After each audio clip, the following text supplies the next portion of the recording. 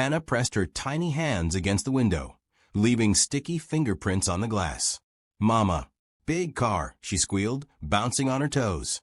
"Black like Batman." Maya glanced up from her laptop.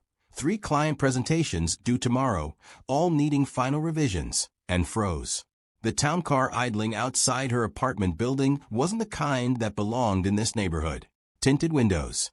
Driver in a suit. Engine purring like it costs more than most people's houses.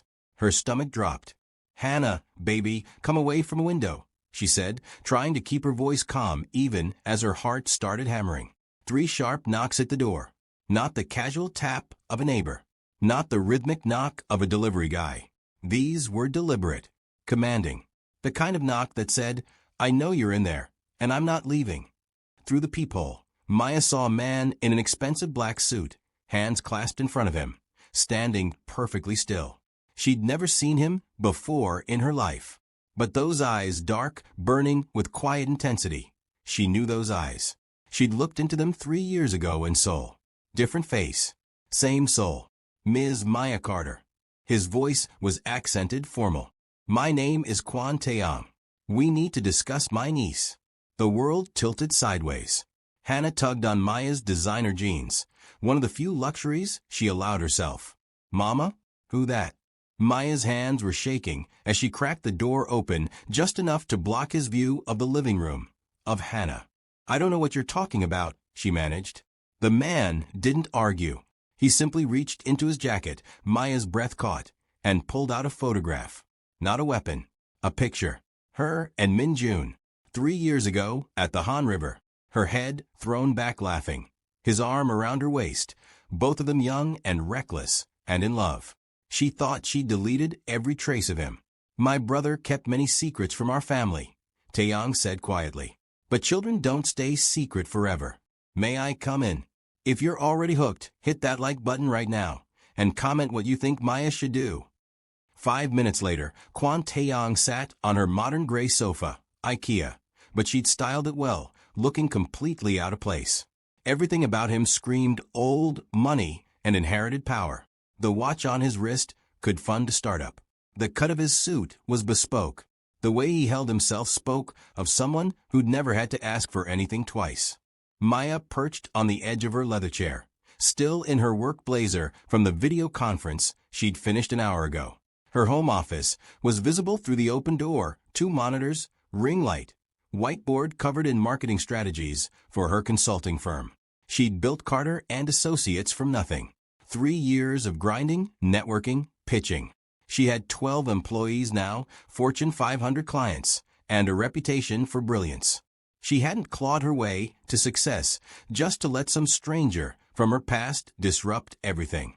And then Hannah ruined everything. The toddler came barreling around the corner, her gorgeous dark curls bouncing with each step, skin glowing golden brown, eyes, Min Jun's eyes, bright with curiosity. She skidded to a stop in front of the stranger, clutching her stuffed rabbit. "Hi," she announced fearlessly. "I'm Hannah. I'm 2. She held up 3 fingers. Taeyong's composure shattered like glass. Maya watched it happen. The way his breath stopped, the way his hands gripped his knees, the way something raw and broken flooded his face. He stared at Hannah like she was a ghost he'd been searching for his entire life. "Hello, Hannah," he said, his voice cracking on her name. Then in Korean, barely a whisper, "You're so beautiful. Just like him." "English only," Maya snapped, standing up. But Hannah had already shoved her rabbit into the stranger's hands. "This is Carrot," Hannah explained with the seriousness only toddlers possess. "He's brave, but scared of the dark." "Carrot," Taeyong repeated, holding the stuffed toy like it might break. A ghost of a smile touched his lips. "That's a very good name." Hannah beamed. "You sad?" she asked, tilting her head. "Your eyes are wet." He blinked rapidly. "Yes. A little sad. Hugs make it better." Before Maya could stop her, Hannah climbed right into his lap and wrapped her little arms around his neck. Taeyong went completely still. Then his arms came up slowly, carefully, and he held her. This beautiful child who looked so much like his dead brother, it must have felt like holding a ghost.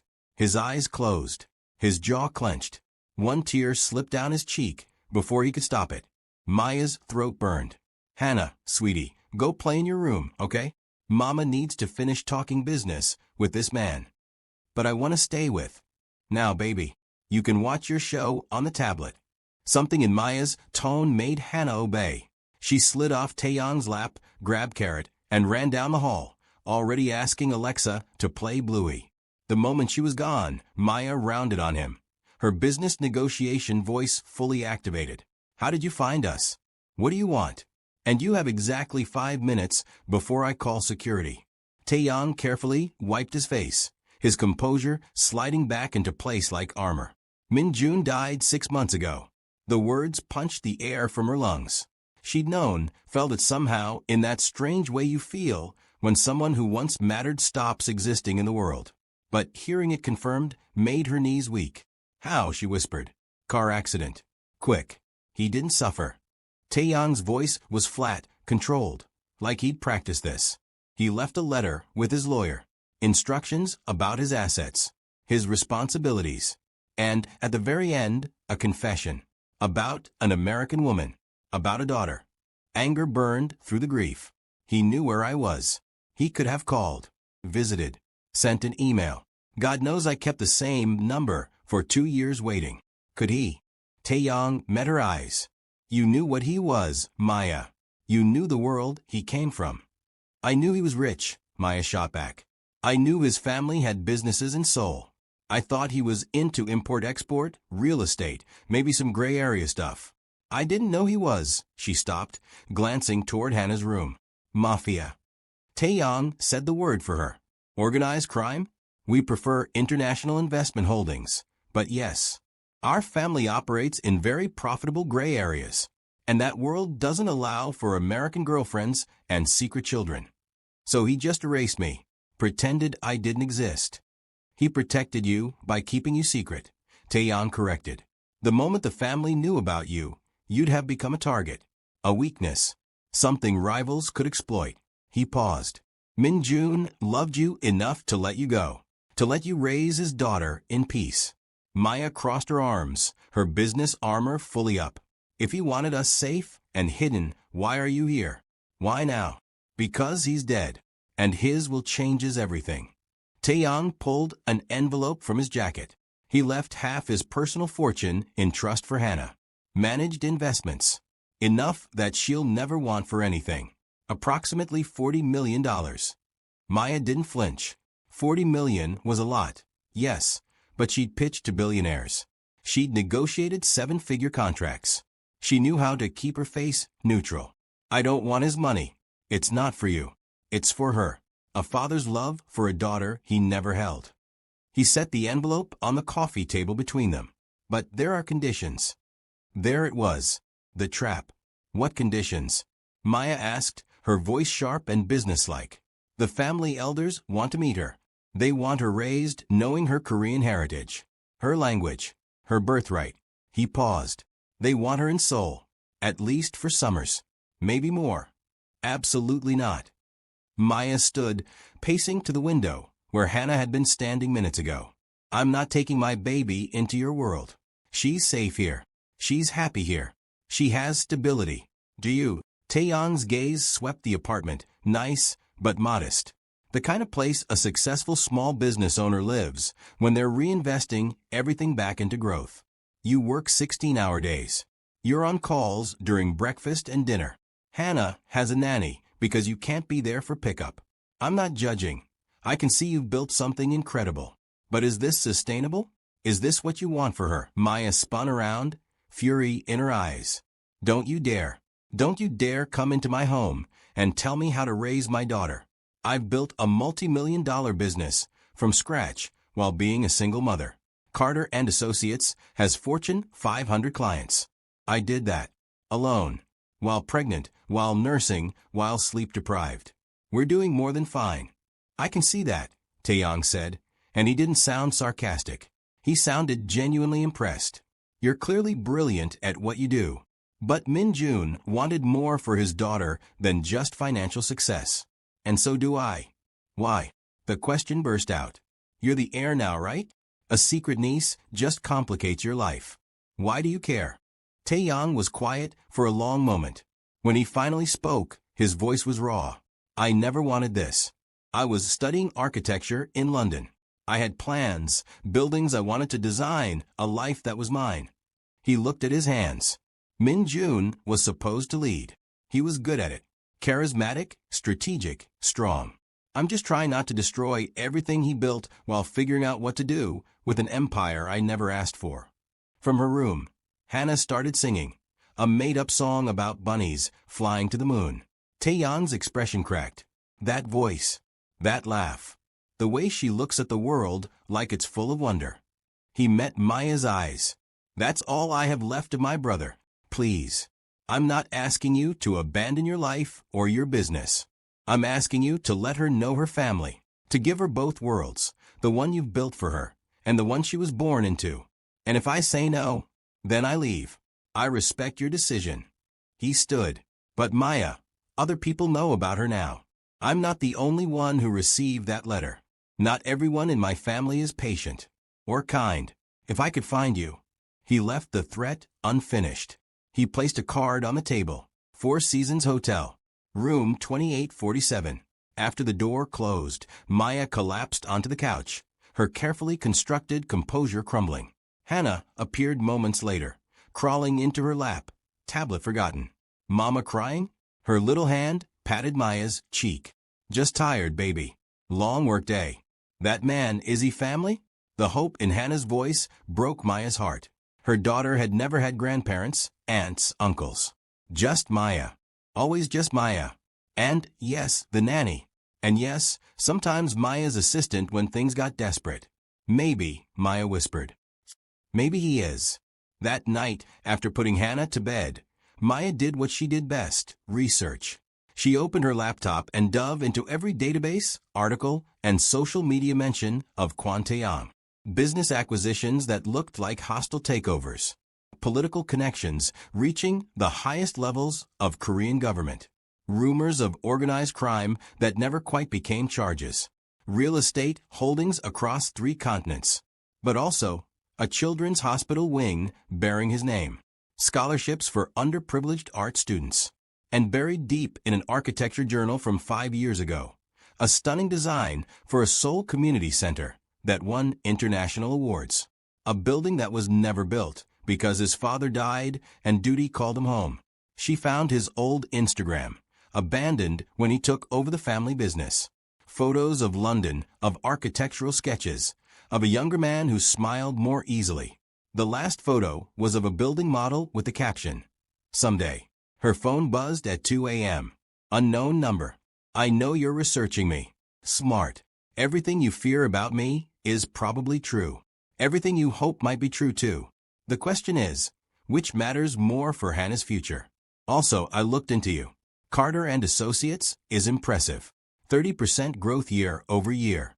You're formidable, Maya. Min Jun always said you would be. T.Y. Maya stared at the message. He'd researched her too. Of course he had. She looked at Hannah sleeping peacefully in her room, her beautiful face relaxed and innocent. Maya made her decision at 3 a.m. not from emotion, but from strategy. She'd negotiate. That's what she did. She'd go to Seoul, assess the situation, set her terms, and maintain control. This was a business deal. She treated it like one. She texted, 1 week. Seoul. Trial basis only. I maintain full control of all decisions regarding Hannah. If I don't like what I see, we leave immediately, and this conversation never happened. I'll need those legal documents you mentioned drafted before we leave U.S. soil. The reply came instantly. Agreed. My lawyers will contact yours tomorrow. Thank you for trusting me with this. I'll send the jet Friday. T.Y. I'm not trusting you. I'm evaluating an opportunity. There's a difference. Noted. See you Friday, Ms. Carter. Maya didn't sleep after that. She had too much to do. Delegate projects, prepper team, schedule calls around the time difference. Carter and Associates would survive a week without her. She'd made sure of that. The private plane was obscene, even by her standards. Maya had flown business class on client meetings. She'd stayed at 5-star hotels on the company dime. But this was different. Cream leather seats. A bedroom in the back. a flight attendant who spoke 3 languages and kept offering Hannah every snack imaginable. Hannah was in heaven, spinning in the swivel chair and pressing her face against the window. "Mama, look. We're in the clouds. We're flying with the birds." Maya tried to work on her laptop, reviewing Q3 projections, but her mind kept drifting. What was she doing? Taking her daughter across the world to meet a crime family? This was insane. She'd built her entire business on calculated risks, but this felt different. Personal. Her phone buzzed. Taeyang, landing in 2 hours. Jennifer Park, my executive assistant, will meet you. Former Harvard MBA. You'll like her. No crowds, no press. I promise discretion. She typed back. And the family dinner? When's the ambush? Tomorrow evening. I'll be with you the entire time. I won't let anyone pressure you or Hannah. You have my word. I'll hold you to that. Seoul hit her like a wall of memories. The moment she stepped off the plane, the humidity, the smell of the city, the rapid-fire Korean, it all rushed back. She and Min Jun walking through Myeongdong. Late-night strategy sessions where he taught her about Asian markets. His laugh. His promises about building something together. All lies, apparently. Ms. Carter. A sharp woman in her 30s approached, bowing slightly. Jennifer Park, Mr. Kwan's executive assistant. Welcome to Seoul. Your daughter is beautiful. Thank you. Maya shifted Hannah on her hip, impressed despite herself. Jennifer had that same polished efficiency Maya valued in her own team. A black SUV waited, because of course they didn't go through normal customs. Hannah was already half asleep, clutching carrot and mumbling about clouds. The drive through Seoul was surreal. The city had exploded with growth, more skyscrapers, more luxury brands, more everything. But the bones were the same. The mountains, the Han River, the organized chaos she'd once found charming. We're taking you to Mr. Kwan's private residence in Hanamdong, Jennifer said. Separate guest house, full privacy. But if you'd prefer a hotel. The guest house is fine, Maya said. She wanted to see how he lived. Know your opponent. Standard negotiation tactics. The property was stunning. Modern architecture that somehow honored traditional Korean design. Clean lines, floor-to-ceiling windows. A garden that probably cost more to maintain than most people's mortgages. The guest house was smaller, but still luxurious. 2 bedrooms, full kitchen. A workspace with high-speed internet that made Maya's consultant heart happy. Taeyang waited on the steps, dressed casually in dark jeans and a black sweater. You came, he said, and he sounded genuinely relieved. I'm a woman of my word. Maya lifted Hannah from her car seat. Unlike some people, he absorbed the jab without flinching. Fair. Let me show you inside. Everything you requested is set up. The Wi-Fi password is on the counter. Mrs. Chun stocked American and Korean food. If you need anything for work. I brought my own hotspot. But thank you. Batman car man. Hannah mumbled sleepily, waking up enough to smile at him. He laughed, and again Maya saw that transformation. The hint of who he might have been if life had gone differently. Hello, Hannah. Welcome home. This isn't home, Maya corrected sharply. This is a business trip, of course. His smile faded. Tomorrow evening, 7 p.m., where whatever makes you feel powerful. That evening, after Hannah was asleep, Maya's phone rang. Did you settle in? Taeyang asked. It's adequate. High praise from a woman who negotiates with Fortune 500 CEOs. He sounded amused. Listen about tomorrow. I need to prepare you. Maya pulled out her notebook. She always took notes. Go ahead. The elders are traditional, conservative. They may see Hannah as Min Jun's legacy, a blessing. Or they may see her as a complication, a half-American child who threatens bloodline purity. His voice hardened. But they won't disrespect her in front of me. And if they do, we leave. All 3 of us. I meant what I said. What do I need to know? Who are the key players? What are their motivations? Maya was in full consultant mode now. She could almost hear his smile. My grandmother is the matriarch. Her word is law. My uncle controls the shipping operations. My aunt oversees legitimate businesses. 2 cousins handle different territories. They'll test you. They'll want to know if you're after money, status, or if you genuinely care about Hannah's well-being. I don't care what they think of me, Maya said. I care about what's best for my daughter. That's exactly the right answer. He paused. You're going to do fine, Maya. You've faced down boardrooms. This is just another negotiation, with significantly higher stakes. True. But you've got something they don't expect. You don't need them. You've built your own empire. That's power they'll respect. After they hung up, Maya stood at the window looking out at the Seoul skyline, thinking about power, legacy, and what she was willing to risk for her daughter's future. The dinner was theater. Maya wore a tailored black pantsuit, Armani, her armor for major presentations. She'd dressed Hannah in the beautiful pale pink hanbok Taeyang had provided, and her daughter looked like a little princess. Remember, Maya whispered as they approached the dining room. These are people who knew your daddy. Be yourself. Be polite.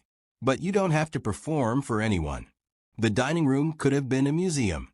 Traditional Korean elegance mixed with obvious wealth. 5 people sat at a long table, all watching with calculating eyes as they entered. Taeyang met them at the door, also in traditional dress. Ready. Let's close this deal, Maya muttered. The grandmother spoke in rapid Korean. Taeyang responded firmly, gesturing to Maya and Hannah. My grandmother wants to see the child, he translated. Maya kept her hand on Hannah's shoulder as they approached. The grandmother, tiny, elegant, radiating authority, studied Hannah with an unreadable expression. Then Hannah smiled her biggest smile. Hi, I'm Hannah. I'm 2. 3 fingers up. The grandmother reached out one wrinkled hand. Hannah, fearless, took it. You have your father's eyes, the grandmother said in perfect English. And his smile. Welcome home, child. The room's temperature shifted instantly. The negotiation lasted 3 hours. The elders wanted summers in Seoul, Korean language tutors, cultural education, official recognition as a Kwan, access to Hannah's life. Maya countered every point like the businesswoman she was. I maintain full legal custody. All visits are on my schedule. Hannah learns Korean, but also Spanish. I want her to be global, not just Korean. The trust fund is locked until she's 25, not 18, because I've seen too many trust fund kids crash and burn. And if anyone tries to use her as a pawn in your business dealings, I disappear with her and you never see us again. Taeyang translated, his voice carrying an edge of respect. The grandmother spoke longer this time. She agrees to your terms, Taeyang said, with one addition. She wants you to consider relocating your business to Seoul. Not immediately, but eventually. She says talent like yours shouldn't be wasted on small American firms. Maya almost laughed. Tell her I'll consider it, after I see how this year goes. Taeyang actually grinned. My brother really did choose well. Late that night, Maya found Taeyang in the garden, looking at architectural plans on his tablet. The community center, she asked, sitting beside him. He looked surprised. You found that. I'm thorough. You should build it. The family needs me focused on business. The family needs you to not resent the empire you inherited. Build the center. Show them you can do both. She paused. That's what I did. Built my business while raising Hannah. It's possible. He studied her for a long moment. You're remarkable, you know that? I'm practical. There's a difference. They sat in comfortable silence. 2 people who'd both built their lives around duty and desire, trying to figure out how to honor both. What happens now? Maya asked. Now you go home, run your empire, and we figure out how to blend our worlds. He looked at her. For Hannah, and maybe for us too. Maya didn't answer.